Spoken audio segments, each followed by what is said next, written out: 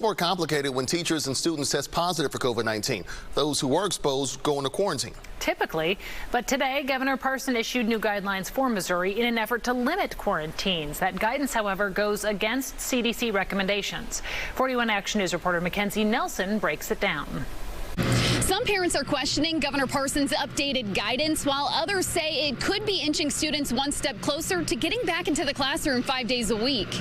I mean, I went to jump out in my chair. I mean, I can't even explain. That's the happiest thing I've heard basically in 2020. One way or the other, parents are passionate about their child's education. There's no end in sight, and in March it'll be a year, and I just, I mean, we can't just keep putting our lives on hold and education on hold because of this pandemic. That's my opinion. I think we're doing our kids a horrible injustice. Most schools in the metro are doing virtual learning or have shifted to a hybrid model. Few have transitioned to in-person learning full-time. Our district is so big that I think if we did all 5 days a week in person, that could be disastrous. Districts have drawn up and erased guidelines numerous times as recommendations have changed throughout the pandemic.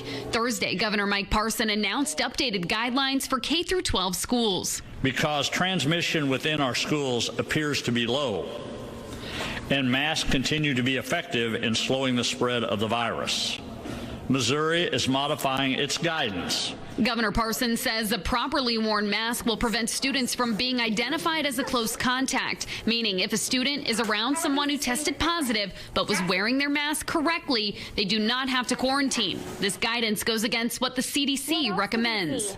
Masking makes a difference. I wholeheartedly endorse wearing masks properly. I think one of my concerns from the school perspective is being sure that the mask is worn properly by both the people around the person that's identified as positive and the positive person. The CDC says anyone who was within 6 feet for 15 total minutes or more would be a close contact and should quarantine. School districts can decide which guidance they want to follow. In Kansas City, Mackenzie Nelson, 41 Action News. So after that new guidance was announced, we heard from the Missouri National Education Association. The teachers union president spoke against the guidance in a statement, saying in part, quote, permitting persons exposed to COVID-19 to remain in contact with students and educators is indefensible. It will put more strain on the nurses and doctors in our local hospitals working to save lives. Now is the time to focus on implementing more aggressive mitigation strategies. We call on local school boards and superintendents to stand with our students and educators and reject this guidance.